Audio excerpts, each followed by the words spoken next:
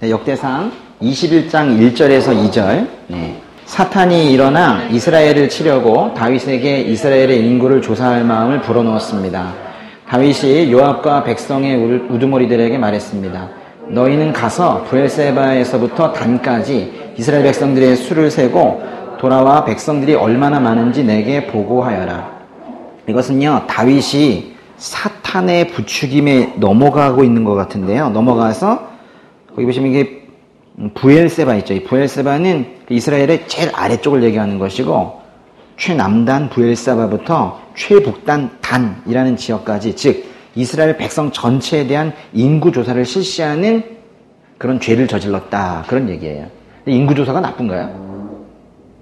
다윗이 인구조사 해가지고 지금 죄 지었다고 하는데, 인구조사 자체가 뭐 나쁜 거라기보다는 하나님의 명령이 아닌데 했기 때문에 지금 나쁜 거거든요. 그러니까 다윗의 어떤 군사적인 어떤 야망, 내가 얼마나 군대가 있나? 한번 체크해 보는 거죠.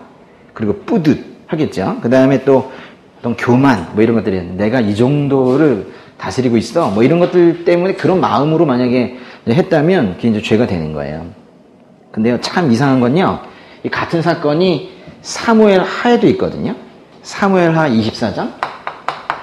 사무엘 하 24장에 1절, 2절에도 이 내용이 있어요. 요거 두 개를요, 한번 잘 비교해 보세요. 예. 사무엘 하 24장 1절, 2절도 읽어보겠습니다. 여호와께서 다시 이스라엘에게 진노하시게 됐습니다. 그래서 그들을 치시려고 다윗을 부추기셔서 이스라엘과 유다의 인구를 조사하게 하셨습니다. 그리하여 왕이 요압과 군 사령관들에게 말했습니다. 단에서부터 브엘세바까지 이스라엘 지파들을 두루 다니며 인구를 조사하라. 얼마나 되는지 알아야겠다. 거의 비슷하게 생겼는데 조금 달라요. 조금이 아니라 사실 크게 다른 부분이 하나가 있는데, 같은 장면을 기록한 건데 지금 사무엘 하에서는 지금 뭐라고 얘기하고 있나요? 맞아요. 그죠?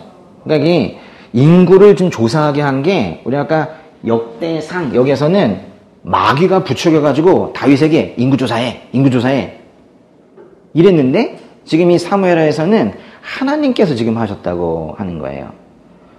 같은 장면인데 달라요. 물론 이제 여기 사무엘하에서도요, 물론 하나님께서 다윗에게 인구조사를 시키는 상황을 볼 때 거기 보시면 첫 문장이 이스라엘에게 진노하시게 됐습니다. 그래서 그들을 치시려고 부추기셨다 했기 때문에 인구조사가 좋은 의미는 아니라는 건 이제 알 수가 있는데, 첫 문장을 보시면은 하나님께서 진노하셔서 인구조사를 하게 하셨다고 했어요. 그렇다면 이 두 가지를 볼 때 인구조사는 그럼 실제로 누가 시킨 걸까요? 이건 좀 사단에 대한, 또 하나님에 대한 아주 중요한 이해를 지금 배우려고 하는 거예요. 인구조사는 그렇다면 누가 시킨 걸로 봐야 되는가? 오만한 인구조사, 자기를 과시하려는 인구조사, 이거는 죄인데요.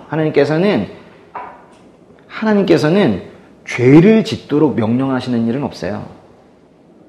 하나님께서 죄를 짓도록 명령하시는 일은 단 한 번도 없었어요. 그러니까 죄를 짓게 하는 것은, 말하자면 범죄를 충동질하는 건 100% 마귀예요. 근데 인구조사가 만약에 죄라면 그거는 마귀가 한 거예요. 그러니까 다윗의 그 내면의 교만을 부추기고 이 야망을 불지른 존재는 사탄입니다. 근데 이 역대기, 여기 역대상, 여기에서는 근데 그런 이제 사탄마저도, 사탄이 이걸 했지만 그 사탄마저도 그 인간을 심판하시고 또 훈련시키는 그런 도구로서 이 사탄을 지금 하나님께서 사용하고 계시는 거예요.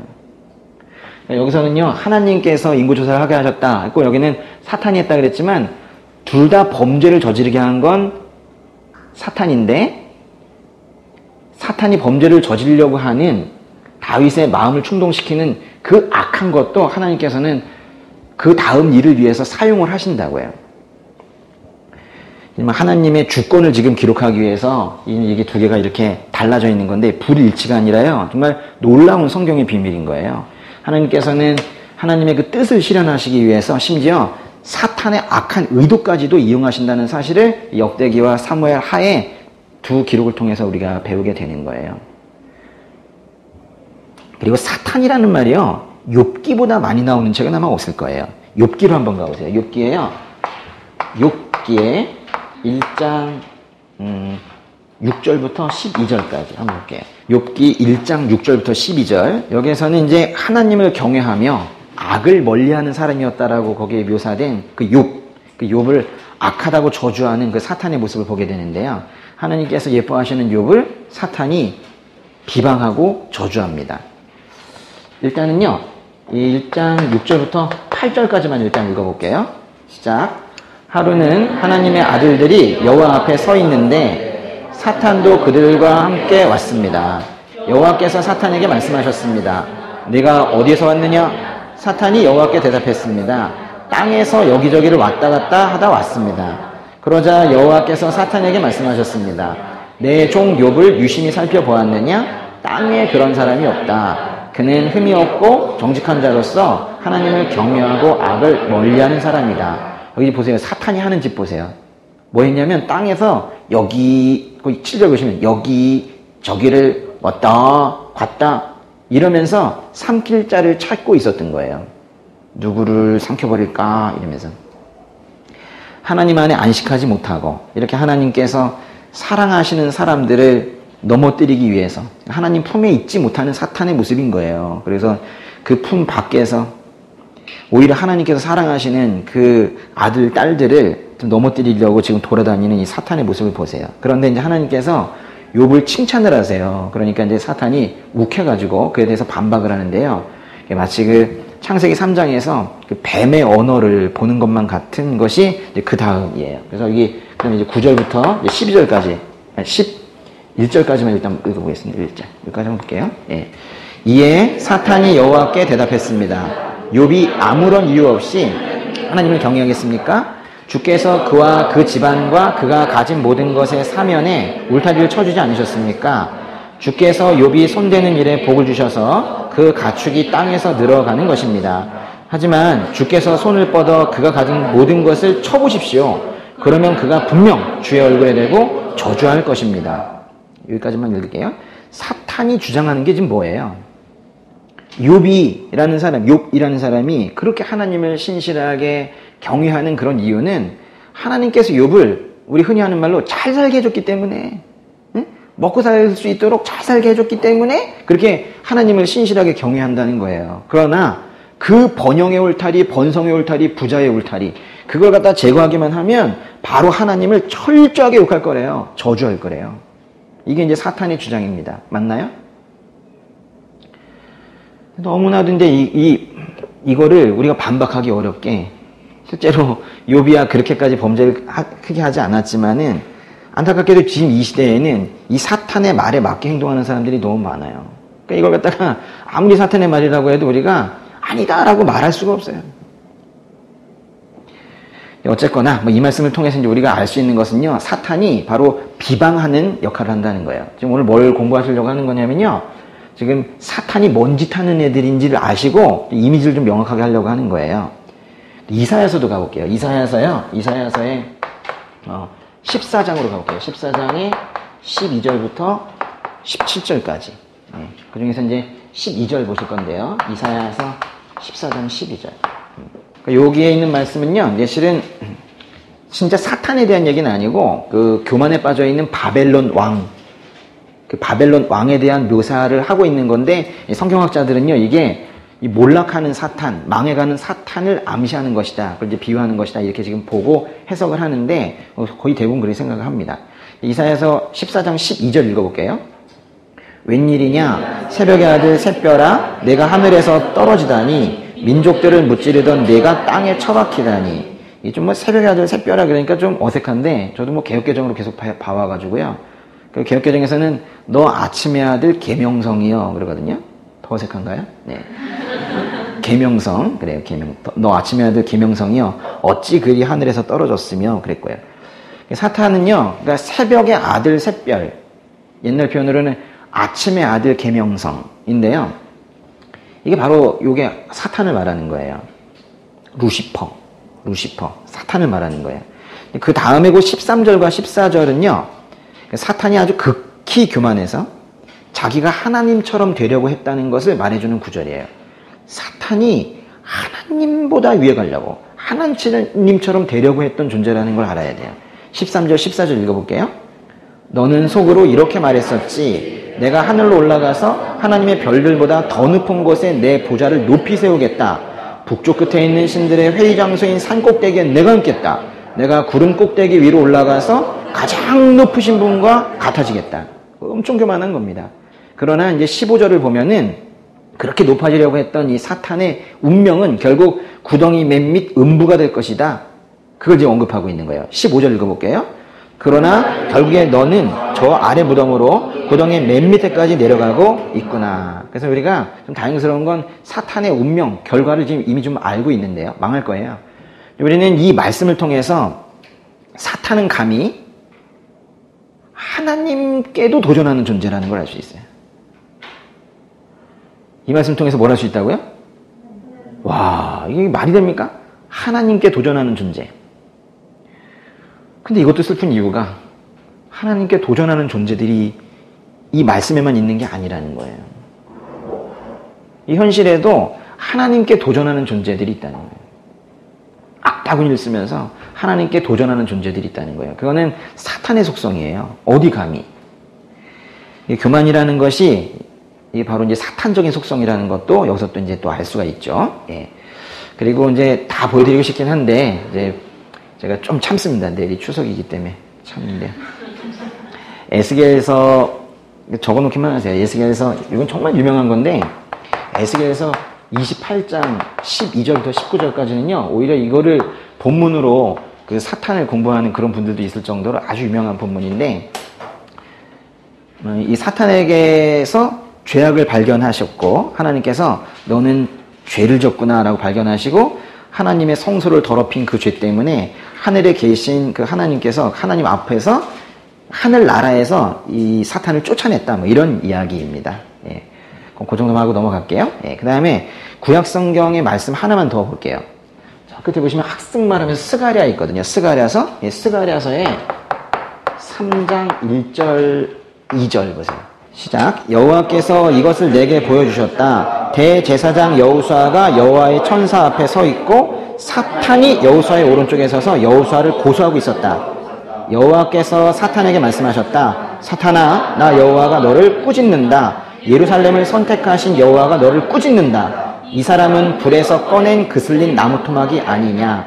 지금 스가랴는 이제 예언자 이름인데요. 이 스가랴 예언자가 환상을 지금 보고 있는 거예요. 그 환상에는요, 지금 누가 나왔냐면, 환상 중에 그 바벨론 포로로 잡혀갔다가 이제 돌아왔을 때 이야기거든요. 이게 바벨론 포로에서 돌아올 때 그 사람들, 그 군 중에 지도자 역할을 했던 사람 중에 대제사장 여호수아라는 사람이 있었어요. 그 가나안 땅 들어갔던 그 여호수아가 아니고, 대제사장 여호수아라는 사람이 있었습니다. 근데 그 사람이 이제 환상 중에 보인 거예요. 그런데 사탄이 나타나서 하나님한테 그 대제사장 여호수아를 지금 개역개정에서는 대적이라고 그랬는데요. 고소, 비방, 대적하고 있는 거예요. 쟤는 좀 뭐냐 이러면서. 근데 이제 하나님께서 그래서 사탄을 꾸짖으시는 거예요. 내 백성인데, 내 백성 포로 생활에서 이끌고 온 구원의 여정에서 지도자 역할을 한 대제사장 여호수아를 사탄이 욕을 하니까 하나님께서 사탄을 오히려 꾸짖으시는 그런 장면이에요. 하나님께서는 그 당신 스스로를 예루살렘을 선택하신 여호와, 거기 보세요. 여기 2절에 보시니까 예루살렘을 선택하신 여호와라고 스스로를 지금 말씀을 하시고요. 또 보면요. 여호수아는 뭐라고 그랬어요? 맨 끝에 불에서 꺼낸 그슬린 나무 토막. 참 어려운 말이다. 그죠? 여호수아는 불에서 꺼낸 그슬린 나무 토막. 이게 뭔 뜻일까요? 안 씻었다? 더럽다? 그런 뜻보다는요. 이거는 포로에서 지금 돌아왔다는 걸 이렇게 비유적으로 하는 거예요. 포로 생활에서 갓 돌아온 자다.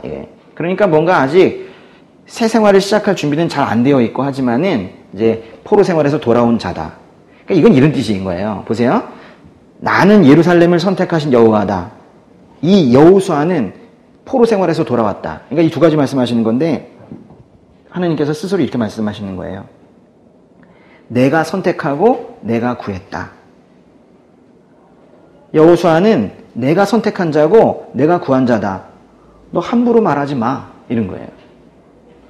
하나님께서 선택하고 구하신 자를 사탄막이 너 함부로 말하지 마. 함부로 고소하지 마, 대적하지 마. 지금 이렇게 꾸짖고 계시는 거예요. 요 스가랴서에서요,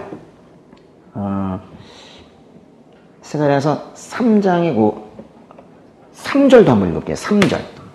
그때 여호수아가 더러운 옷을 입고 천사 앞에 서 있었다. 4절 읽어볼까요? 여호와께서 자기 앞에 서 있는 천사들에게 명령하셨다. 여호수아의 저 더러운 옷을 벗기라. 그리고 여호와께서 여호수아에게 말씀하셨다. 자, 내가 네 죄를 없애버렸다. 이제 네게 아름다운 옷을 입힐 것이다. 사탄은요, 여호수아가 입고 있는 옷이 더러운 거예요. 그러니까 더러움을 가지고 야, 이렇게 지저분하다 이러면서 또 그것마저도 하나님께 비방을 했을 거예요. 그러나 하나님께서는 그 더러운 거 중요하게 여기지 않으세요. 갈아입히시면 되니까. 만약에 우리가 더러웠다고 우리를 버리셨다면 여기 누가 남아있겠어요?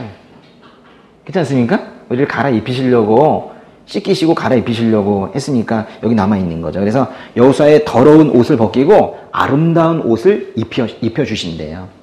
죄를 용서하시고 새로운 의를 주실 거라는 거예요. 죄를 용서하시고 새로운 의를 주실 것이다. 즉 이런 얘기입니다. 사탄은요 계속해서 이제 우리를 욕해요. 더럽다고. 우리가 뭔 짓만 하면 더럽다고. 그러면서 무슨 예수 믿는다고 얘기하냐고. 더럽다고 그래요. 아주 수치감을 그렇게 주죠. 그래서 그렇게 아무리 사탄이 더럽다고 고발하는 죄인이라 할지라도, 그리고 실제로도 더러워도, 아주 오물 같은 걸 뒤집어 쓰고 있는 그런 인생이라 할지라도 하나님께서는 사탄의 고발을 듣지 않으세요. 이게 정말 중요한 거예요. 하나님께서는 우리는 그것 때문에 정죄감을 받고 있지만은 사탄의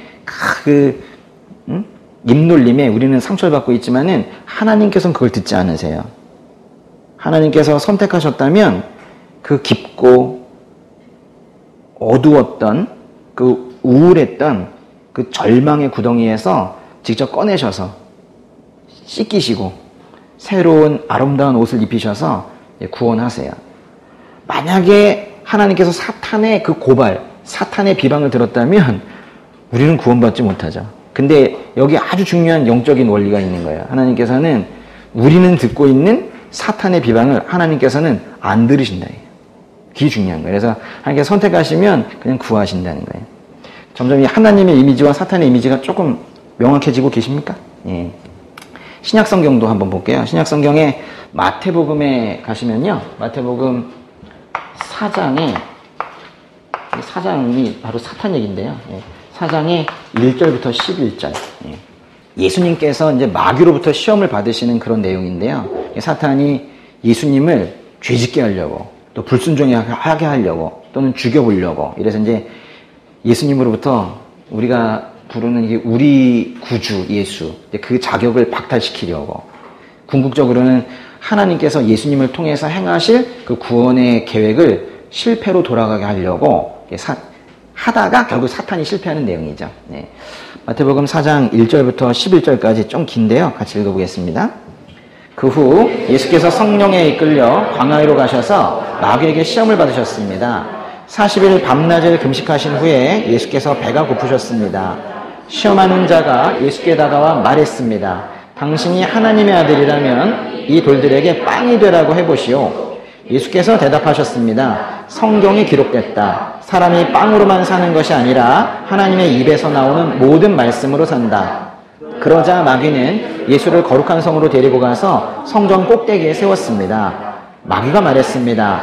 당신이 하나님의 아들이라면 뛰어내려 보시오. 성경에 기록됐소. 하나님이 너를 위해 천사들에게 명령하실 것이다. 그러면 천사들이 손으로 너를 붙잡아 네 발이 돌에 부딪히지 않도록 할 것이다. 예수께서 마귀에게 대답하셨습니다. 성경에 또 기록됐다. 주 내 하나님을 시험하지 말라. 그러자 마귀는 다시 아주 높은 산꼭대기로 예수를 데리고 가 세상 모든 나라와 그 영광을 보여주었습니다. 그리고 마귀가 말했습니다.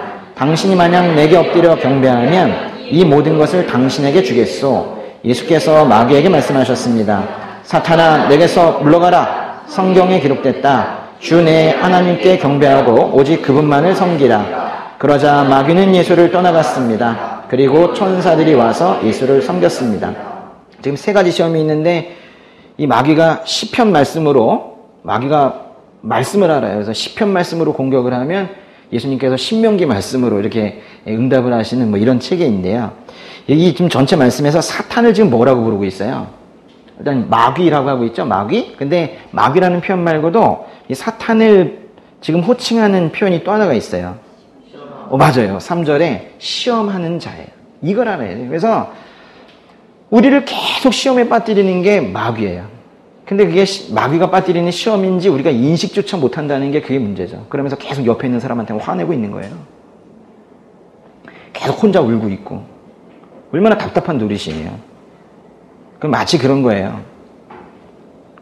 애가 유괴당했는데 어떻게 겨우 살려냈더니만 엄마가 왜 그 아저씨를 쫓아갔냐고. 모르는 사람 쫓아가지 말라고 그러지 않냐고. 그냥 애를 두들겨 패는 거예요. 애가 잘못했습니까? 그 유괴범 그 놈이 나쁜 놈인데 지금 우리 영적 상황이 지금 그런 거예요. 지금 그러니까 진짜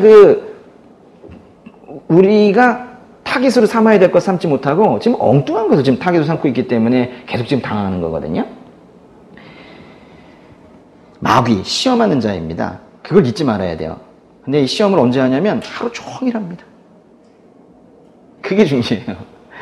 사탄은 하나님의 계획과 목적을 좌절시키기 위해서 지금 예수님을 시험하고 있지만은 하나님께서는 오히려 예수님께서 구원자로 오셨다라는 것을 만천하에 알리고 심지어는 가장 구체적인 적 사탄에게 뭐라고 예수님이 구원자다라는 걸 보여주시기 위해서 이 시험을 지금 허락을 하신 거예요. 왜 예수님이 시험을 당하시나 그 약한 차원이 아니고 사탄에게 보여주시려고 하는 거예요. 사탄은 곧 3절에서 당신이 하나님의 아들이라면 이라고 말을 시작을 하는데요. 예수님은 하나님의 아들이시죠. 그리고 돌들에게 명령해서 빵이 되라고 하실 수도 있으세요. 그렇지만은 예수님은 그렇게 하지 않으셨죠. 그 4절에 보시면 신명기 말씀으로 사탄을 대적하십니다. 왜 안 하셨을까요? 배도 고프셨을 텐데. 거기 뭐 자세한 내용은 나오진 않는데 하나님의 아들이라는 그 신적인 특권, 능력 이거를 갖다가 구원이 아닌 곳에 함부로 사용하지 않으시려고 그래요. 지금 엉뚱한 것에 지금 그 시험에 그 능력을 사용하지 않으세요. 만약에 사람이었다면 화가 나서라도 그죠? 능력을 보여주지라 이랬을 텐데 지금 그렇게 하지 않으시는 거죠. 또 마귀는요, 그게 또 실패하니까 예수님을 또 끌어올려가지고 예루살렘 저 성전 맨 위에 아주 높은 데다가 올려놓아요. 그래 놓고 그 다음에 또한 이제 마찬가지로 뭐라고 시작하냐면 하나님의 아들이라면 이러면서 뛰어내려 보라고 그래요. 하나님의 아들이라면 뛰어내렸을 때 그 아버지 하나님께서 천사들을 보내가지고 아마도 붙잡아 올리지 않겠느냐. 그래서 뛰어내려 보라 이렇게 얘기하는 거예요. 예수님은 또 이제 말씀으로 이제 이 시험을 이기셨지만은 만약에 예수님께서 사탄에게 속아서 그래 한번 시험해보자 이래가지고 성전에서 뛰어내렸는데 하나님 아버지께서 정말로 천사들을 보내가지고 예수님을 붙잡아 주시고 그래서 살리셨다면 어떻게 됐을까요? 분명히 살리시긴 했겠죠. 그죠? 그랬다면 아마 밑에 그 성 밑에서 보던 그 군중들이 와! 이랬을 거예요. 열광, 그죠? 갈채를 보내면서 그랬을 거예요. 그럼 아마도 이제 예수님께서 굳이 내가 하나님의 아들이고 뭐 그런 걸 갖다 굳이 얘기하지 않아도 이 사건만으로 그냥 이 땅에서 영광스러운 삶 살면서 그냥 그렇게 잘 지내실 수 있을지도 몰라요. 만약 그랬다면은 고난을 받으며 천국 복음 전하고 결국 십자가에서 죄 용서의 제사를 이뤄내실 그 하나님의 구원 계획은 결국 실패했을 겁니다. 또 그 9절에 보시면은 사탄은 예수님께 자신에게 경배하라고 시험하는데요. 그럼 뭘 주겠대요?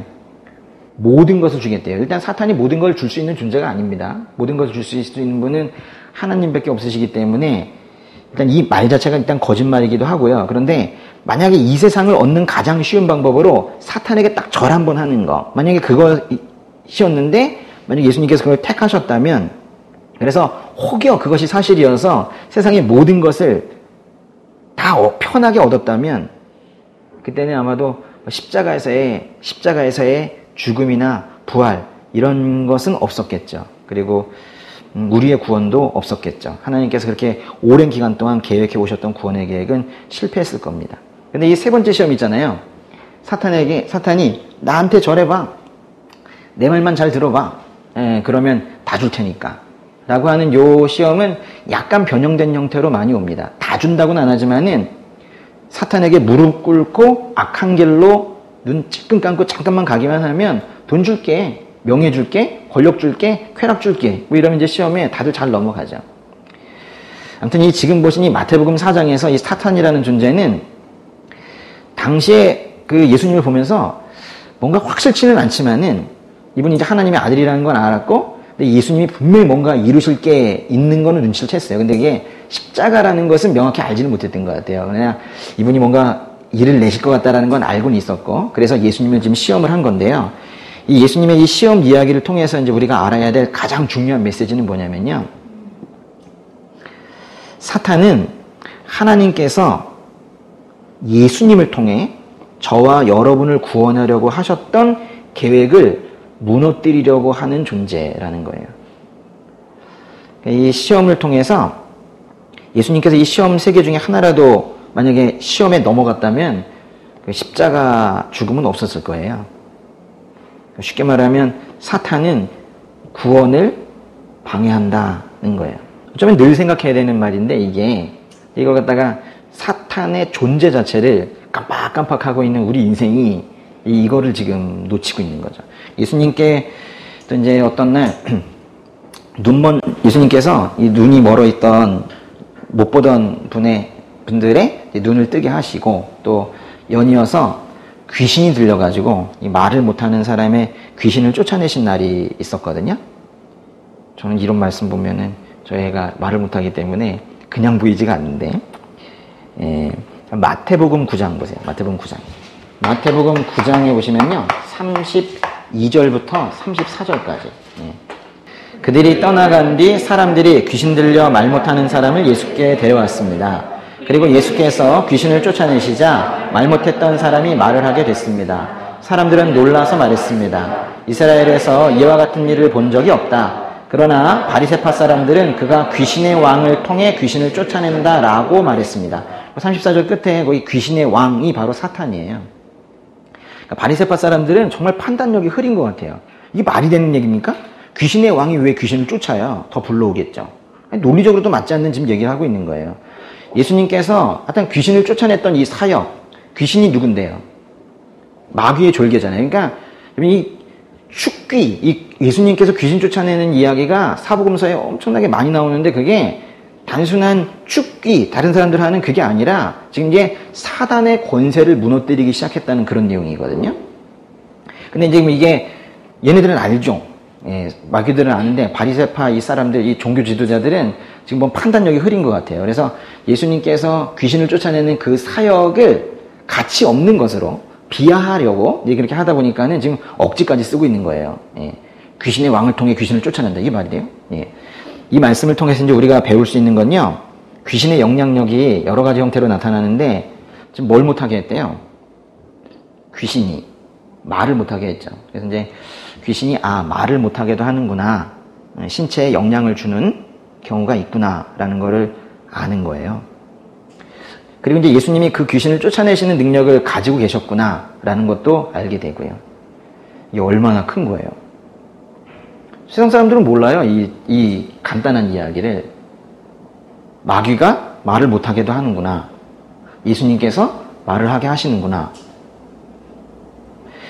좀 전에 그 바리새파 사람들이 이제 그 당시에 유대의 학파한 사람들인데요. 종교 지도자들인데 바리새파 사람들이 억지 같은 얘기를 했었잖아요. 근데 이제 이 사람들이 또 계속 그 얘기를 계속하고 다녀요. 조금 더 뒤쪽에 보시면요.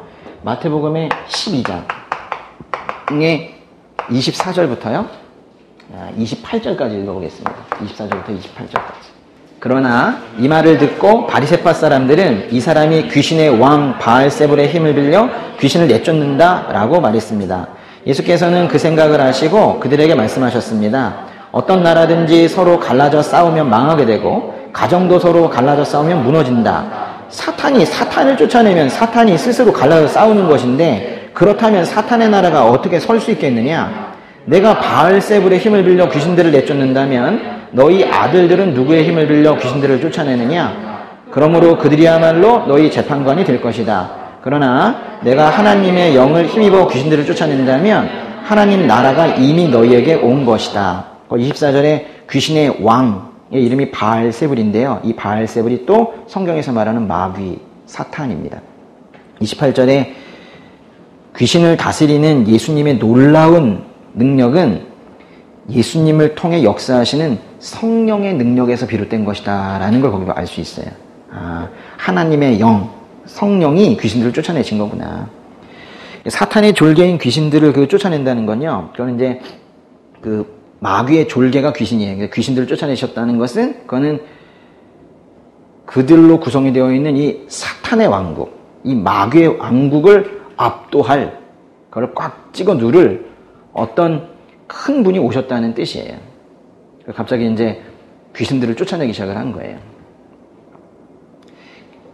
귀신 쫓아내는 게 한 귀신, 두 귀신 쫓아내는 것이 아니라 이게 지금 사탄의 왕국이 무너지기 시작했다 이런 뜻이에요. 예수님이 오시면서 마귀의 나라가 무너지기 시작한 거예요. 그 대신 무슨 나라가 설까요? 하나님의 나라가 세워지기 시작했다는 뜻이에요. 성경에 이 귀신 쫓아내는 얘기는 매우 중요한 이야기예요.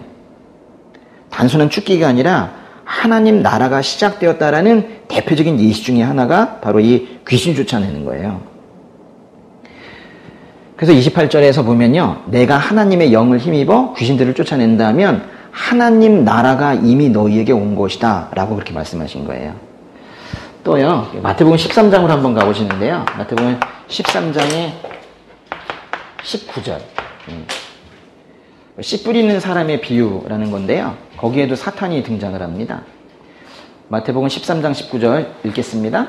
하늘나라에 대한 말씀을 들어도 깨닫지 못하면 악한 자가 와서 그 마음속에 뿌려진 것을 빼앗아 간다. 이것이 바로 길가에 뿌린 씨와 같은 사람이다. 하늘나라에 대한 말씀, 천국 복음 말하는 거예요. 이거를 들어도 깨닫지 못하면 악한 자가 와서 마음속에 뿌려진 씨, 그게 바로 말씀인데요. 그 말씀을 빼앗아 간대요. 악한 자, 이게 바로 마귀입니다. 마귀 별명 참 많죠? 악한 자, 이게 사탄이에요. 그러니까 마귀는요, 지금 뭘 한다는 거예요? 그 말씀을 듣는 자의 마음에서 하나님의 말씀을 훔쳐가는 존재래요. 마귀는요, 말씀 강도예요. 써놔보세요. 뭐라고요? 마귀는 말씀 강도라고요. 몰래 가져가지도 않아요. 아주 대놓고 가져갑니다. 말씀 강도. 그래서요, 심지어는 말씀이 심겨졌는데 가져가기는커녕 아예 듣지도 못하게 하는 경우가 많죠. 그래서요, 마귀들이 아주 격렬하게 활동을 할 때는 어떤 사람들은 이제 설교만 시작하면 졸아요.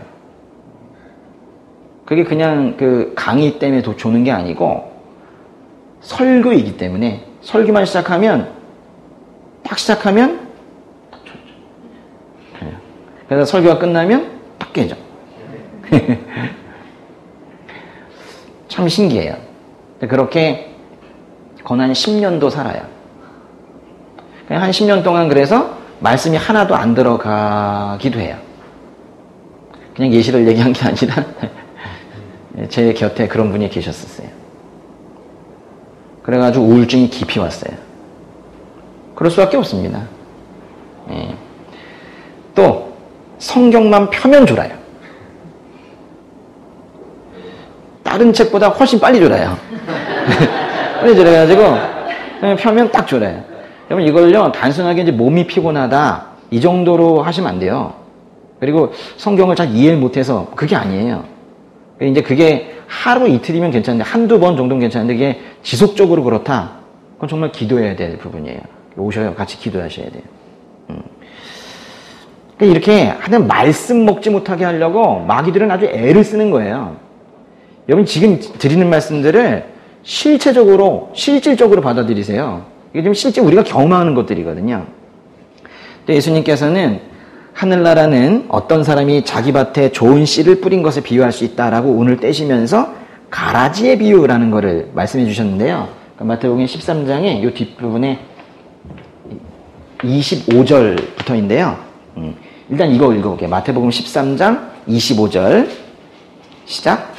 그런데 사람들이 모두 자고 있는 동안 원수가 와서 밀 가운데 가라지를 뿌리고 도망갔다 그랬어요. 그러니까요, 이게 지금 곡식밭이 있는데 거기다가 가라지를 지금 뿌리고 도망갔대요. 29절과 30절 두 개 읽겠습니다. 13장 29절 30절. 주인이 대답했다. 아니다. 가라지를 뽑다가 밀까지 뽑을 수 있으니 추수할 때까지 둘 다 함께 자라도록 내버려 두어라. 추수 때에 내가 일꾼들에게 먼저 가라지를 모아 단으로 묶어 불태워버리고 밀은 모아 내 곳간에 거두어드리라고 하겠다. 그러니까 이 가라지가요, 잡초 같은 건데요. 사실은 이게 그냥 뭐 성가신 정도 잡초가 아니라 우리는 이게 흔히 독보리라고 하거든요. 독보리? 아주 나쁜 거. 네, 그거가 지금 같이 심어진 거예요. 근데 이게 싹이 조금 했을 때는 이게 곡식 싹인지 독보리 싹인지 알 수가 없다가 이게 좀 커지면 이제 그때 이제 알게 된다라는 건데요.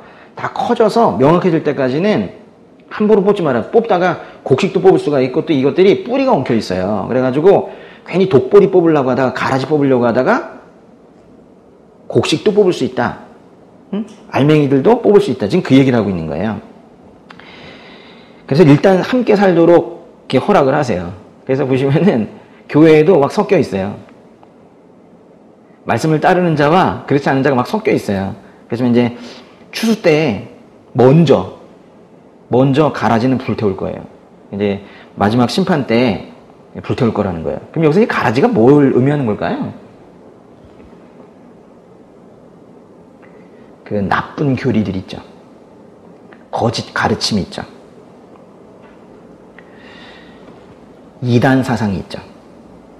그런 거 말하는 거예요. 그래서 교회를 망치는 나쁜 가르침, 거짓 가르침 이런 것들이 있죠. 이단 사상 이런 거. 요 가라지를 뿌린 게 누구일까요? 오늘 분위기상 뭐예요? 마귀겠죠? 네, 근데 거기 나와 있어요. 마태복음 13장에요. 39절에.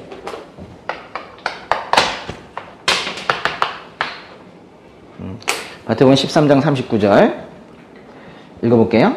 가라지를 뿌린 원수는 마귀다. 추수 때는 세상의 끝이며 추수하는 일꾼은 천사들이다. 신천지는 이만희가 만든 게 아니에요. 누가 만든 거예요? 마귀가 만든 거예요. 마귀가. 그래서 이 말씀 통해서 이제 우리가 알 수 있는 것은 마귀는 말씀을 변질시킨다. 마귀는 거짓 교리를 퍼뜨린다. 이걸 알아야 돼요.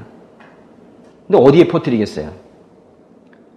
아니 교리를 밖에다 퍼뜨려봤자 뭔 소용이 있겠어요? 마귀 입장에서. 그러니까 교회에 마귀가 그 짓을 계속하고 있다는 거예요. 근데 그거를 분별하지 못한 어떤 설교자가 그걸 만약에 하고 있다. 그 얘기를 그대로 하고 있다. 그럼 뭐 같이 다 죽는 거예요. 막 소리 들리는 거죠. 막 천국문 닫히는 소리가 천국문이 쿵쿵쿵 이렇게 닫히는 거예요. 그런데 우리는요 이 말씀을 잘 지켜야 되는데 이 말씀의 청지기로서 저에게만 그걸 맡기면 안 돼요. 그렇죠? 저 청지기 하세요 이러지 말고요. 그런 게 아니잖아요, 상황이. 지금 여기 분들이 말씀의 청지기로서 이 말씀을 지키는 사람으로서 또 가르치고 전파하는 사람들로서 연구하는 사람들로서 그래 사실 때 요즘에는요 사실 큰 욕심이 아니라 말씀을 순수하게 잘 지켜나가는 것만으로도 사실 요즘엔 잘하는 거예요. 워낙에 혼탁하고 가라지가 많아가지고 요즘엔 그냥 원래 그대로 그냥 이해만 해도 잘하는 거예요, 요즘에는. 전 여러분이 좀 많이 공부하셨으면 좋겠어요. 같이 좀 하셨으면 좋겠고, 그래서 성경을 그냥 띄엄띄엄 뭐 이렇게 취미처럼 보지 마시고 좀 전투적으로 그렇게 하셨으면 좋겠어요. 예. 누가복음으로 좀 가보세요. 누가복음 22장 2절부터 4절까지 읽겠습니다. 대제사장들과 율법학자들은 예수를 없앨 방법을 모색하고 있었습니다. 그들은 백성들을 두려워했기 때문입니다. 사탄이 그 12 중 하나인 가룟이라는 유다에게 들어갔습니다. 유다는 대제사장들과 성전 경비대장들에게 가서 어떻게 예수를 그들에게 넘겨줄지를 의논했습니다. 여기 아주 독특한 표현이 하나 있죠. 보세요. 사탄이 가룟 유다에게 들어갔대요. 이럴 수 있는가 봐요. 그러니까 사탄이 마음속으로 침범하는 거예요. 들어갔대요. 그래서 사탄이 가룟 유다에게 들어갔다는 표현은요. 뭐 다른 요한복음 이런 데도 나오는데요. 그 마지막 만찬 하실 때요. 그 잡히시던 날 한 두세 시간 전에 그 마지막 만찬하실 때 예수님께서 빵 한 조각을 적시셔가지고 가룟 유다에게 이렇게 주셨거든요. 성경에 이르기를 빵을 받자 사탄이 가룟 유다에게 들어갔다 그랬어요. 이렇게 이제 사탄이요, 그 12제자 중에 한 명이었던 가룟 유다에게 들어가서 예수님을, 그 선생님을, 그 구원자를 배신하게 했어요. 근데 그걸로 끝나지 않았어요. 사탄이 얼마나 지독한 놈들인지 아셔야 돼요. 아직 11명이 남았잖아요. 한 놈은 처리를 했는데, 한 제자는 처리했는데 11명이 남았잖아요. 가만두지 않는다니까요. 그러니까 이제 와, 우리 교회에서 저 지체가 당했구나. 응? 제일 약한데 좀 힘들어하는구나. 그게 아니라니까요. 사탄이 거기서 멈춘다고 생각하면 그건 정말 사탄을 잘 모르는 거예요. 이젠 네 차례다. 그러는 게 사탄이거든요. 그래서 이제 누가 남았어요? 그러니까 11제자 베드로와 그의 친구들, 그죠? 베드로와 다른 제자들도 이제 예수님을 배신하게 또는 부인하게 만들려고 지금 아주 애를 쓰는 모습이 그 뒤에 계속 나오는 거예요. 누가복음 22장에요. 22장에 31절, 32절 보세요. 사탄은 끈질겨요. 그리고 얘네들은 멈추는 게 없어요. 31절, 32절 읽어보겠습니다. 시몬아, 시몬아, 보아라. 사탄이 너희를 밀처럼 체질하겠다라고 요구했다. 그러나 나는 내가 믿음을 잃지 않도록 너를 위해 기도했다. 내가 돌이키고 나면 내 형제들을 굳세게 하여라.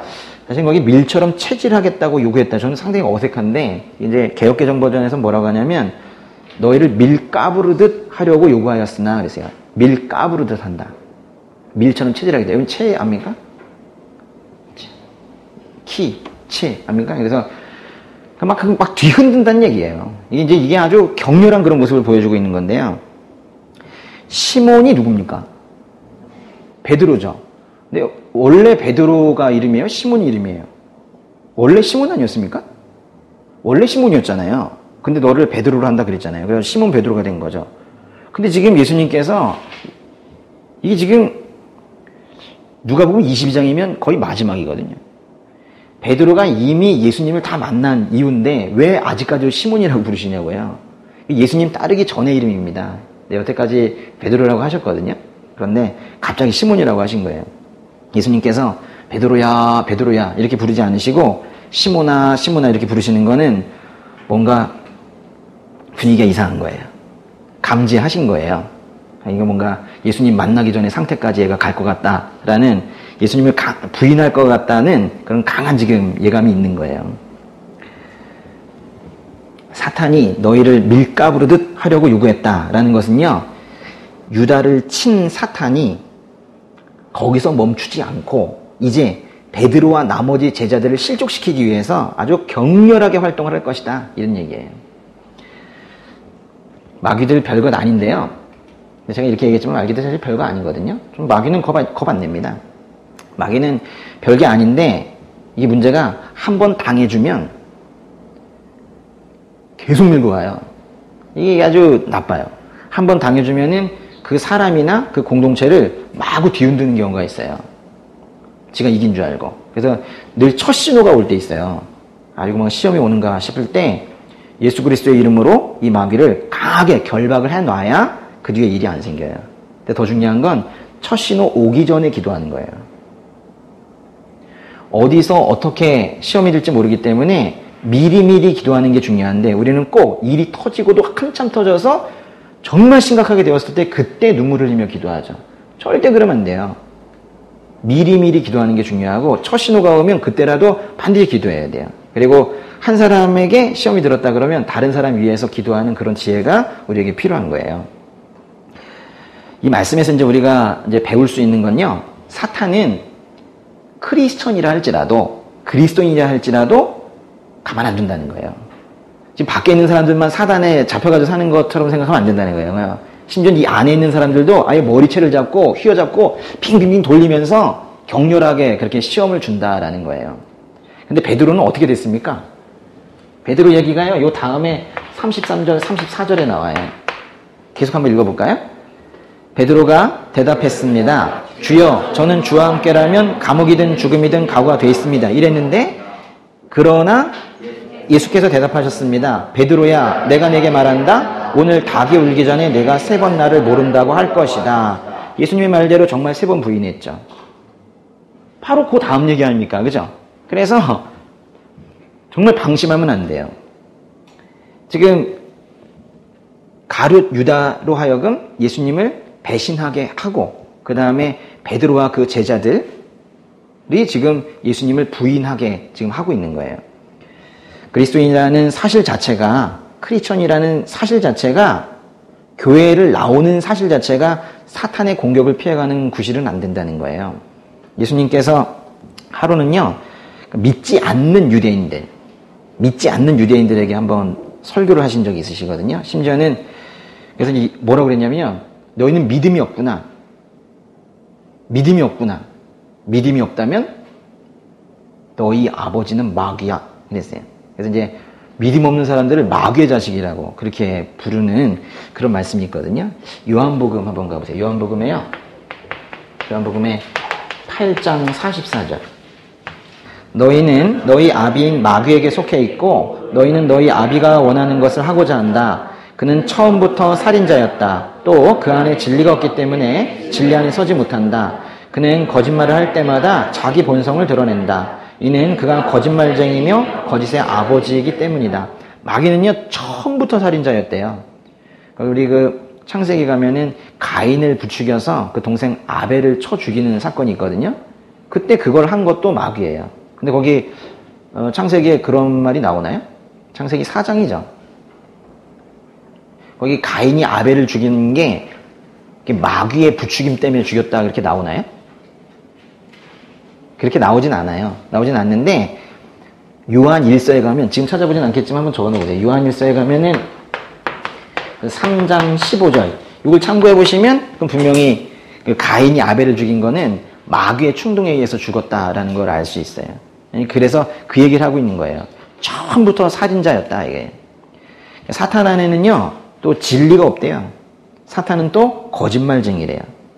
그런 거 보면은 인간을 처음 타락시킬 때 그 뱀의 형상으로 와서 항상 하는 말을 보면은 하나님의 말씀을 아주 의도적으로 왜곡하는 그런 모습이 있었죠.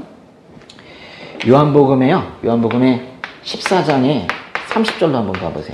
지금부터는 이제 그 사탄들을 어떤 식으로 성경에서 표현하고 있는지 좀 다양한 표현들 조금씩 보여드리려고 하는 건데요. 요한복음의 14장 30절에 보시면 읽어볼게요. 나는 너희와 더 이상 길게 말을 나눌 수 없다. 이 세상의 통치자가 가까이 오고 있기 때문이다. 이 세상의 통치자는 나를 어떻게 할 아무런 권한이 없다. 이제 예수님께서 떠나가시려고 할 때 이제 하시는 말씀인데요. 보시면 이 세상 통치자, 개역개정에서는 이 세상 임금 그랬는데요. 그거예요. 그거. 이 세상 통치자, 이 세상 임금. 이게 바로 예수님께서 직접 말씀하신 사단의 명칭인데 이게 뭔 뜻일까요? 이 세상 임금, 이 세상 통치자. 통치자가 있다면 통치를 받고 있는 사람들이 있는 거죠. 그러니까 예수 그리스도를 따르지 않는 사람들이 지금 마귀의 통치를 다 받고 있다는 거예요. 지금 이 통치자가 중요한 게 아니라 통치를 받고 있는 사람들이 다 마귀의 통치를 받고 있다는 게 중요한 거예요. 그러니까요, 이건 뭐 믿지 않는 분들의 경우에는 기분 나쁘겠지만 어쩔 수 없어요. 빨리 와야 되는 것밖에 없어요. 예수님을 믿지 않는 자들은 그래서 그 악한 마귀의 통치를 받고 있다면 이거는 뭐 통치를 받아서 행복해지는 게 아니라 바로 포로된 존재들이죠. 믿음이 없는 사람들은 사실은 포로처럼 사는 거예요. 포로처럼. 결박된 상태로. 그러니까 자기 마음대로 할 수 있는 게 없어요. 마귀 마음대로 하죠. 그러니까 자율적 존재가 되지 않는 거예요. 항상 타율적으로 살죠. 그러니까 그들은요, 믿지 않는 사람들은 알든 모르든 사탄을 섬기고 있는 거예요. 나는 아무것도 안 믿는다 하지만 그런 건 없는 거예요. 그러나 이제 사탄은 예수님께는 어떤 일도 강제적으로 할 수 없다는 거예요. 그 끝에 말씀이 그건데, 그러니까 심지어 십자가에서 죽으시는 거, 그것도 예수님께서 스스로 작정하지 않으시면은 아무도 그렇게 할 수 없다는 거예요. 심지어 마귀도 강요 못 한다는 거예요. 또 사탄을 뭐라고 표현하는지요? 보시면 고린도 후서에 4장 4절 가보세요. 거의 비슷한 표현인데요. 보세요. 그들로 말하자면 이 세상의 신이 믿지 않는 사람들의 마음을 혼미하게 해 하나님의 형상인 그리스도의 영광스러운 복음의 빛이 그들을 비추지 못하게 한 것입니다. 여기서 뭐라고 표현했어요? 세상의 신 그랬죠. 계속 지금 세상이란 말을 하고 있는데 세상의 통치자, 세상의 임금, 세상의 신, 세상이 꽉 잡혔다. 그래서 세상이 지금 마귀에게 꽉 잡혀서 살고 있다는 거예요. 그래서 세상의 신 마귀는 지금 뭘 하냐면 사람들의 마음을 혼미하게 한대요. 그래서 분별을 못해요. 자기가 지금 뭐에 끌려가고 있는지도 모르죠. 그래서 복음의 빛이 그들을 비추지 못하도록 방해한다는 거예요. 그러니까 끊임없이 마귀는요 하는 게 딱 하나예요. 우리가 하나님 못 만나게 하는 거 있죠. 그거예요. 같은 이제 고린도후서예요. 고린도후서에 11장 가보세요. 11장에 3절 4절. 그래서 이제 뭘 지금 보신 거냐면 아예 복음을 만나지 못하도록 지금 하고 있는 모습을 봤고요. 마귀들이 또 뭔 짓을 하는지 보세요. 아주 이건 정말 저는 화가 납니다. 이런 부분이 보시면 11장 3절 4절. 제가 왜 화가 나는지 한번 읽어보세요. 그러나 나는 뱀이 그의 간교한 꾀로 하와를 속인 것처럼 여러분의 마음이 그리스도께 대한 순전함과 정결함을 버리고 부패할까 될까 두렵습니다. 누가 여러분에게 와서 우리가 전파하지 않은 다른 예수를 전파하거나 여러분이 우리의 복음 전파를 통해 받지 않은 다른 영을 받게 하거나 여러분이 받지 않은 다른 복음을 받게 해도 여러분은 잘도 용납하고 있습니다. 큰일 났습니다. 이런 뜻이에요. 지금 바울이 교회를 세워놓고 또 다른 지역으로 갔다가 소문을 들어보니 지금 거기 4절에 보면 다른 게 3개 나왔어요. 뭐였어요? 다른 예수, 다른 영, 다른 복음 그랬죠. 그러니까 사탄이 얼마나 교활하냐면요. 사람들에게 아무것도 안 주면은 그 사람들이 계속 뭔가를 좀 찾아다닐까봐, 계속 진리 추구를 위해서 찾아다닐까봐 주긴 줘요. 근데 뭘 주냐면 다른 예수를 주고, 다른 영을 주고, 다른 복음을 주고 그래요. 성경이 말하는 예수가 아닌 다른 예수를 가르치고 성령이 아닌 귀신의 영을 주고 오직 그리스도를 믿은 믿음으로만 구원받는다는 그런 복음이 아닌 다른 복음을 주고 이러고 있는 거예요. 그래서 교회들이 속고 있는 거거든요. 그러니까 이게 아무것도 안 주면 티가 더 나잖아요. 그러니까 주긴 주는데 살짝 비튼 이런 것들을 준다는 거예요. 그래서 이런 다른 예수, 다른 영, 다른 복음을 주는 교회는요. 능력이 부족하다 이 정도로 얘기할 수 없어요. 거기 이제 거기 갔는데 말씀 별로야 뭐 이런 얘기 하잖아요. 여러분이 설마 그러지는 않겠죠. 그죠? 네. 그런 얘기 하잖아요. 그죠? 그거 좀 뭐 복음도 아닌 것 같고 뭐 좀 그래. 그거는요. 그 설교가 부족하거나 그 교회에 뭐 어떤 능력이 부족하고 그게 정도가 아니라 그건 사탄의 일을 하는 거예요. 이게 지금 그 말씀이잖아요. 제가 좀 너무 오버해서 해석했나요? 아니에요. 그러니까 이게 복음이 전해지지 않으면은, 그러니까 다른 복음이 전해지면 그거는 그냥 조금 부족한 정도의 메시지가 아니라 그거는 사탄의 일을 하는 거라는 그런 뜻인 거예요. 이게 얼마나 무서운 얘기예요. 참, 그게 뭐 세상도 그렇고 교회도 그렇고 아주 난리도 아닙니다. 예, 지금 뭐 그래서 에베소서에 가면은 그 사탄을 뭐라고 불러요? 에베소서 한번 가보세요. 에베소서 가보시면은 뭐 이건 이 표현을 좀 많이 들어보셨을 것 같은데요. 에베소서 2장 2절로 가보세요. 얼마나 세상이 꽉 잡혀 있는지 세상 임금, 뭐 세상 통치자, 세상 신 정도가 아니라 뭐라고 그랬냐면 에베소 2장 2절 읽어볼게요.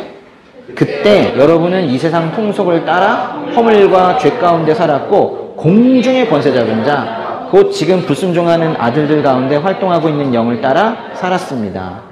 거기 보시면 공중의 권세 잡은 자, 사탄이에요. 그 바로 다음에 나오는 불순종하는 아들들, 다 사탄들 얘기하는 거예요. 그 부류들 얘기하는 겁니다. 저는 사실은요, 이 말씀이 예전에 진짜 이해가 안 됐었거든요. 저 이걸 심경적으로 받아들이기 어려운 거예요. 나는 하나님 믿었는데, 그래서 여긴 다 하나님 나라인데, 그런 생각했었거든요. 근데, 왜 갑자기 공중 권세 잡은 자? 공중이, 그러니까 말 그대로 이게 공중이에요, 여기. 공중에 날아다니면서 정말 이 세상의 권세를 잡고 있는 거예요. 그러니까 세상을 꽉 쥐고 있다는 뜻이에요. 그러니까 세상 신, 세상 통치자 똑같은 얘기예요. 그래서 이게 이제 받아들이기가 힘든 거예요. 여기 분명히 하나님 나라여야 되는데 어떻게 사탄이 마귀가 여기 공중의 권세를 잡고 사람들 뒤흔들고 있는가? 근데 이제 이해가 돼요. 관찰을 해보니까 이해가 되는 거예요. 이제는 이래서 이런 말씀을 쓰셨구나. 사탄은요, 그러니까 하나님 앞에서 쫓겨났어요. 그래가지고 겨우 이 땅으로 왔는데, 이 땅에 좀 지구가 있으면 여기를 계속 돌아다니면서 지금 이제 사람들을 왔다, 갔다, 이리, 저리 그러면서 이제 사람들을 헤집고 다니고 지금 있는 건데, 다 거기에 놀아나고 있다 이래가지고 공중 권세 잡은 자라고 한 거예요. 아주 기분 나쁜 표현인데, 이게 점점 요즘에 더 이 말대로 되고 있는 것 같아가지고 이제 힘든 거죠. 그래서 이 에베소서 좀 보고 계신데요. 에베소서 이제 6장으로 가보세요. 요 말씀도 아마 많이 아실 것 같은데. 에베소서 6장 11절 12절. 그럼 이제 어떻게 해야 되냐 우리가 그 얘기예요. 한번 읽어볼까요? 마귀의 계략에 대적해 설 수 있도록 하나님의 전신갑주를 입으십시오. 우리의 싸움은 혈과 육에 대한 것이 아니라 권력들과 권세들과 이 어둠의 세상 주관자들과 하늘에 있는 악한 영들에 대한 것이기 때문입니다. 그러니까 우리의 적이 누군지 정확하게 알아야 된다고요. 이 적이 누군지를 알아야 돼요. 내 옆에 있는 그 사람이 아니란 말이에요. 그러니까 옆에 있는 분들이 시험을 줄 때가 있죠. 근데 그 뒤를 봐야 돼요. 그 뒤를 봐야 된다고. 왜 그 사람이 지금 저렇게 힘들어하거나 또는 나에게 저런 말을 하는지 그 뒤를 봐야 된다고요. 그 사람이 만약에 당하고 있는 거면 오히려 기도를 해줘야지 왜 그 사람을 욕을 해요? 응? 너 왜 처음 보는 아저씨 쫓아갔냐고 왜 자꾸 그래요? 그러면 안 되잖아요. 그죠? 그 뒤에는 그 마귀, 그 유기한 그 나쁜 그 놈을 뭐라 그래야 될 거 아니에요? 그렇다고 지금 여기 무슨 모든 책임을 지금 없애자는 얘기가 아니에요. 그런데 너무 지금 그것만 지금 얘기하다 보니까는 진짜 나쁜 그걸 지금 놓치고 있단 말이에요. 진범을 놓치고 엉뚱한 지금 사람들만 오히려 피해자들을 데리고 지금 계속 욕을 하고 있는 거거든요. 근데 여기 지금 12절에 보니까요. 뭐 이렇게 말이 많어. 혈과 육에 대한 것이냐. 권력들과 권세들과 이 어둠의 세상 주관자들과 하늘의 큰 악한 영들에 대한. 하나만 쓰면 될 것 같은데 그렇죠? 이렇게 여러 개 썼잖아요. 이게 뭔 뜻이냐면요. 이 마귀들은 이렇게 지들끼리 모여요. 동맹 세력이 있다는 거예요. 얼마나 세상에 끈끈하게 이렇게 자기들의 연합군이 있는지 몰라요. 그러나 아무리 이들이 어두운 세력들이 똘똘 뭉치고 연합을 하고 그런다 하더라도 예수님께서 십자가로 그들을 이기셨다. 이게 성경의 결론이죠. 골로새서에서는 사탄을 어둠의 권세라고 표현하기도 하고 베드로전서에서는 우는 사자가 삼킬 자를 찾는다. 이런 표현도 쓰고 하는데요. 조금만 더 볼게요. 계시록으로 가겠습니다. 요한계시록이에요. 보니까 이제 거의 끝나가는 것 같죠? 요한계시록 나오니까. 요한계시록의 12장에 이제 9절부터 11절. 여기서 일단요, 9절 한번 먼저 읽어볼게요. 요한계시록 12장의 9절. 여기에 이 사탄의 운명이 아주 멋지게 표현이 되어 있습니다. 사탄의 운명. 읽어볼까요? 큰 용, 옛뱀, 곧 마귀와 사탄이라고도 하는 이 온 세상을 현혹시킨 이가 쫓겨났습니다. 그의 사자들도 그와 함께 쫓겨났습니다.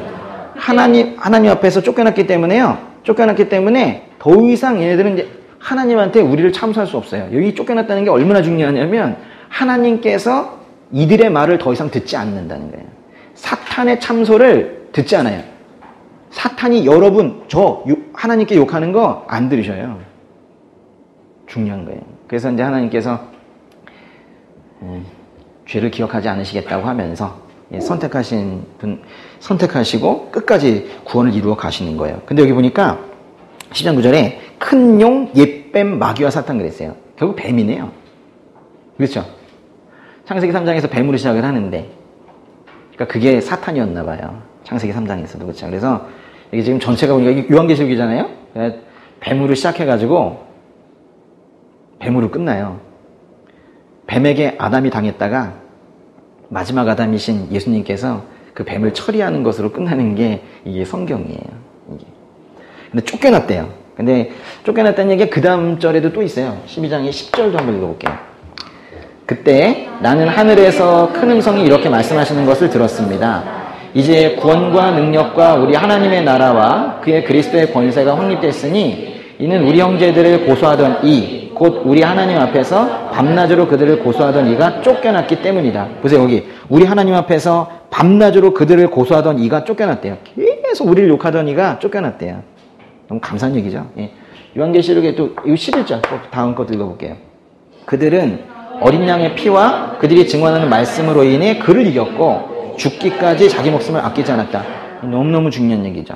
지금 이제 사탄을 이기는 방법이 여기 하나 나왔네요. 어린 양의 피와 그들의 증언하는 말씀이죠. 피와 말씀으로 이기는 거예요. 예수께서 흘리신 피와 예수님의 말씀으로 이길 수 있다는 거예요. 사탄은 좀 강한 듯 보여도 뭐 강할 수는 있어요. 어떤 경우에는 그래 보일 수도 있는데 사탄이 혹시 강할지라도 하나님은 전능하시거든요. 이게 뭐 게임이 안 되는 거죠. 사탄은 요 갈보리 언덕에서 십자가에서 영원히 패배했습니다.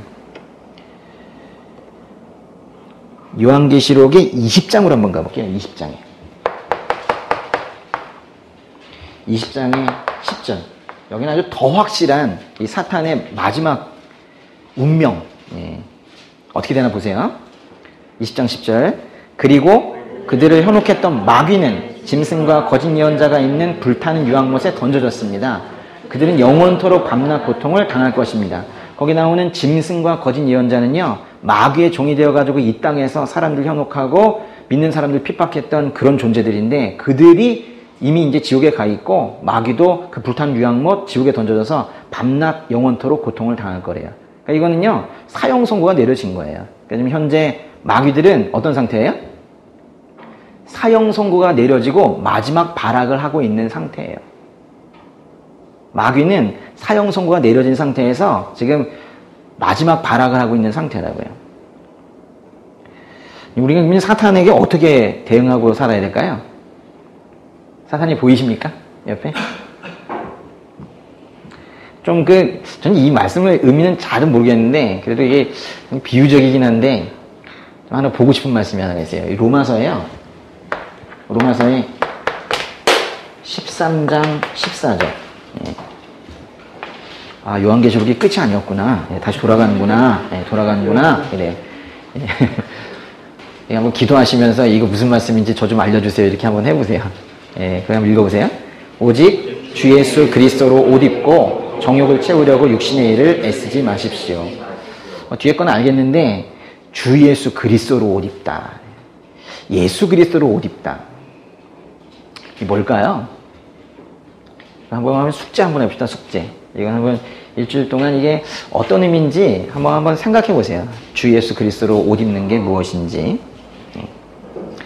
또 하나요. 갈라디아서도 찾아보겠습니다. 우리가 마귀가 현존하는 이 세상에서 살 때 어떻게 해야 되는가. 갈라디아서 5장 16절에 또 답이 하나가 있어요. 내가 또 말합니다. 여러분은 성령을 따라 행하십시오. 그러면 결코 육체의 욕망을 채우려고 하지 않게 될 것입니다. 그 두 번째 문장, 성령을 따라 행하라 이거죠. 생각해보니까 그렇네요. 그렇죠? 악한 영을 따르지 않고 성령을 따르면 되는 거네요. 근데 조금 더 실질적인, 우리 생활 면에서 조금 더 실질적인 제가 대응 방안 하나 더 알려드릴게요. 그건 어디 있냐면요. 요한일서의 1장 9절. 이건 정말 중요한 말씀입니다. 요한일서 1장 9절 시작. 만일 우리가 우리의 죄를 자백하면 하나님은 신실하고 의로우신 분이시므로 우리 죄를 용서하시고 모든 불의에서 우리를 깨끗하게 해주실 것입니다. 그런데요, 거기 지금 만일 우리가 우리의 죄를 자백하면 용서하시고 깨끗하게 하시고 한대요. 뭐 하면요? 이거는요, 하나님께서 우리를 앉혀놓고 죄책감 느끼게 하려고, 응? 다 아시면서도 너 빨리 말해봐. 너 뭐 잘못했는데? 뭐 잘못했는데? 제가 집에서 애들한테 하는 게 이거예요. 그리고 뭐 잘못했는데? 그건 저나 이러지 하나님께서 안 그러시거든요. 근데 하나님께서 이렇게 죄를 자백하라고 하는 거는 다 아시는데 그거 한번 좀 더 마음의 찔림 더 가져보게 하려고 그렇게 하시는 거 아니거든요. 왜 죄를 자백하라고 하실까요? 용서하시려고. 그것도 맞아요. 근데 조금 더 다른 의미가 있어요. 이 안에 있는 거 내놓으라는 거예요. 응? 이 죄덩어리를 내놓으라는 거예요. 그 죄 있죠. 그 죄로 인한 행위, 또 죄로 인한 정죄감, 그거를 마귀들이 이용해 먹거든요. 너무 웃긴 게 죄로 인한 정죄감으로 죄를 짓지 않는 게 아니라 다시 그 죄를 또 짓거든요. 그게 사람이 하는 방식이거든요. 그래서 죄를 자백하라는 것은 사탄이 그 죄를 이용하기 전에, 이게 정말 중요해요. 사탄이 그 죄를 이용해 먹기 전에 그거를 즉시 빨리, 최대한 빨리 하나님 앞에 가서 고백하라는 거예요. 그래서 하나님 앞에 즉시 정직하게 나아가는 것, 잘못했을 때 즉시 회개가 이루어지는 것은 사단에게 휘둘리지 않는 아주 중요한 방안이에요. 너무너무 중요해요. 그러니까 타이밍을 놓치지 마세요. 그래서 회개할 타이밍을 놓치지 마시고 늘상 하나님 앞에 부끄럽더라도 가셔가지고 이렇게 죄를 회개하시고 자백하시고 그러시면 되겠습니다. 이제 진짜 마지막에 하나만 더 보실 텐데, 조금 더 우리가 이제 공격적으로 갈 필요성이 있어요. 그래서 아주 용감하게 대적하라는 그런 말씀 한번 보겠습니다. 저 뒤쪽에 보시면은 거기 히브리서 다음에 약이라고 있어요. 약. 베드로전서 앞에 약 이렇게 돼 있죠. 야고보서인데요. 야고보서 4장 7절로 한번 가보세요. 그러므로 하나님께 복종하고 마귀를 대적하십시오. 그러면 마귀가 여러분을 피할 것입니다. 그러니까 여태까지 말씀과 조금 다른 건 뭐냐면은 우리 이제 소극적으로 대응하는 게 아니라 아니 마귀를 대적하라는 거예요. 대적 기도하시라는 거예요. 예수 그리스도의 이름으로 명하노니 물러가라. 결박당할지어다. 이거를 공간과 사람의 시간 속에 계속 이걸 선포하셔야 된다는 거예요. 그래서 기도하시라는 거예요. 대적 기도를. 그런데요, 그거는 매우 중요한 말씀인데, 이런 적극적인 태세, 왜냐면 이제 공격이 최대의 수비다, 뭐 이런 얘기인데요. 이것도 하시는 건데, 지금 그 7절 읽었잖아요. 요거보다 더 강력한 무기가 하나가 있어요. 대적하는, 뭐 이거보다 더 강력한 게 있어요. 그게 바로 그 다음 절인데요. 4장 8절이 이게 마귀를 대적하는 가장 강력한 무기예요. 한번 읽어보겠습니다. 하나님을 가까이 하십시오. 그러면 하나님께서 여러분에게 가까이 오실 것입니다. 죄인들이여 손을 깨끗이 하십시오. 두 마음을 품은 사람들이여 마음을 정결하게 하십시오. 가장 강력한 무기가 뭡니까? 그럼 마귀가 못 오거든요. 그러니까 우리가 하나님과 얼마나 친해지느냐가 사실은 이게 마귀에게 얼마나 당하느냐 마느냐의 그거 기준이 되는 거예요. 하나님 만나주세요. 하나님 더 친하고 싶습니다. 그랬을 때 우리가 마귀에게 이끌려서 소모적으로 사는 인생 안 살 수 있어요. 지금 우리가 마귀 때문에 지금 얼마나 감정 소모도 많고 시간 소모도 많고 해야 하는 일도 못하고 공부도 안 되고 일도 못하고 인간관계에서 찌그러지고 지금 그러지 않습니까? 근데 하나님과 친해지시면 자연스럽게 해결이 되는 거예요. 기도하겠습니다.